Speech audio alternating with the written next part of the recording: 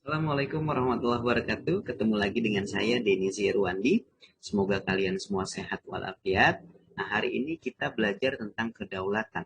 Bagaimana pelaksanaannya di Indonesia? Mari kita simak video berikut. Kedaulatan itu berasal dari bahasa Arab, yaitu daulah, artinya kekuasaan. Kedaulatan juga berasal dari bahasa Latin atau yang disebut dengan supremus, yang artinya tertinggi. Maka arti dari kedaulatan adalah kekuasaan tertinggi. Nah, Indonesia menganut kedaulatan rakyat, yang artinya pemerintah yang berkuasa mendapat kekuasaan dari rakyat. Jadi rakyat memberikan yang memiliki kekuasaan tertinggi, memberikan kekuasaannya kepada para pemimpin, kepada para pejabat, lalu mereka, para wakil rakyat tadi, akan memimpin Indonesia, lalu dalam memimpinnya mereka harus sesuai dengan keinginan rakyat, harus mendengar aspirasi rakyat. Jadi sebuah keputusan yang dilakukan oleh para pemimpin harus sesuai dengan keinginan rakyat, yang dikenal dengan istilah demokrasi, yaitu dari rakyat, oleh rakyat, untuk rakyat. Contoh kecil pelaksanaan kedaulatan rakyat di Indonesia adalah pemilihan umum. Ketika rakyat yang memiliki kekuasaan tertinggi, lalu dia memilih pemimpinnya, lalu wakil-wakil rakyat dan para pemimpin-pemimpin tadi harus menjalankan amanah dari rakyat. Nah, Indonesia juga ternyata menganut kedaulatan hukum, yang artinya panglima tertinggi itu ada di hukum. Semua kehidupan bernegara itu harus berpedoman sama hukum. Jadi hukum adalah kekuasaan tertinggi, semuanya harus tunduk sama hukum. Nah, dari kedua hal itu, maka bagaimana pelaksanaannya di Indonesia dikenal dengan istilah pembagian kekuasaan.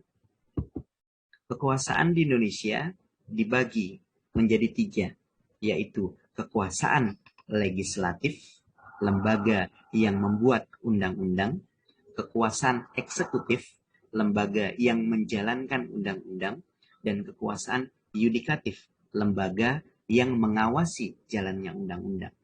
Legislatif diwakili oleh DPR, eksekutif adalah presiden, wakil, dan para menteri, sedangkan yudikatif ada Mahkamah Konstitusi dan Mahkamah Agung. Nah, dalam ketatanegaraan Indonesia, Undang-Undang Dasar 45 adalah dasar hukum tertinggi. Di sanalah para lembaga negara menjalankan fungsi-fungsinya. Harus berdasarkan Undang-Undang Dasar 45.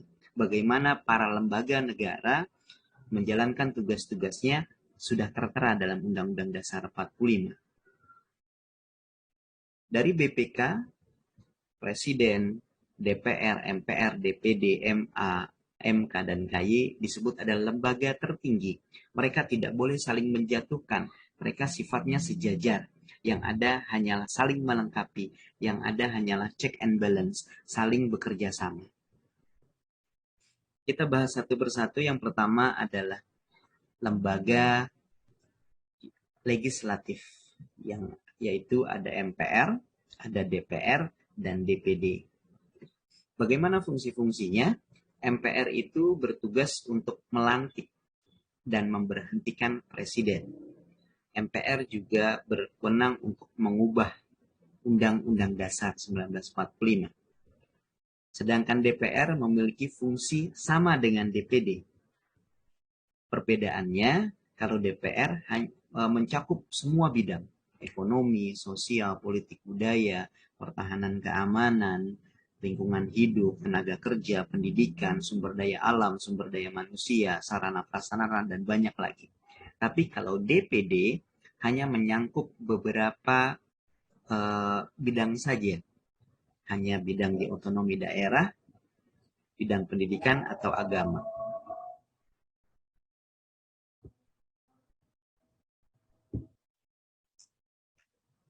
Sedangkan untuk fungsi DPR adalah legislasi, pengawasan, dan anggaran.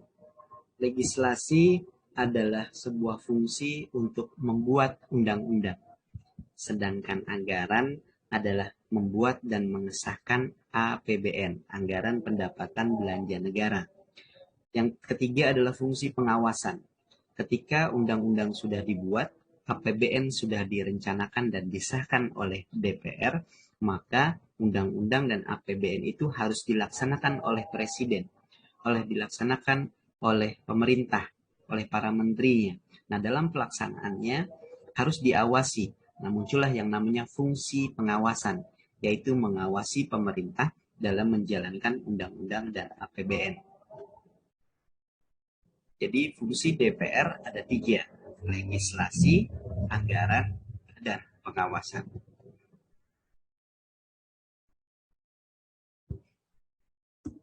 Yang selanjutnya adalah fungsi dari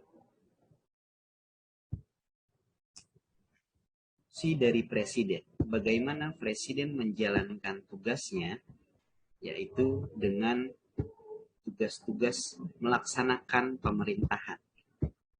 Melaksanakan pemerintahan, bagaimana presiden menjalankan pemerintahan itu dibantu oleh wakil presiden, dibantu juga dengan para menteri. Tugas dari presiden itu sangat banyak. Selain menjalankan undang-undang dan APBN, tugas presiden itu bisa dikategorikan sebuah fungsi lembaga yang sangat banyak tugasnya, ya. Kalau kalian bisa baca bahwa tugas presiden adalah melakukan pelaksanaan terhadap undang-undang, memegang kekuasaan tertinggi, ya, panglima tertinggi di Angkatan Darat, Laut, dan Udara. Presiden juga menetapkan peraturan pemerintah. Presiden berhak untuk memberikan gelar. Presiden berhak untuk menyatakan bahaya. Presiden juga bertugas untuk menyatakan perang dan bekerja sama atau melakukan sebuah perdamaian dengan negara lain. Presiden juga bisa mengeluarkan sebuah amnesti atau pengampunan hukuman, rehabilitasi, pemulihan nama baik, dan banyak lagi.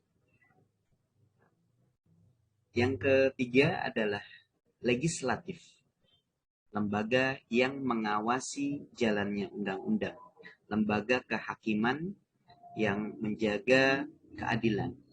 Salah satunya adalah Mahkamah Agung, Mahkamah Konstitusi, dan Komisi Yudisial.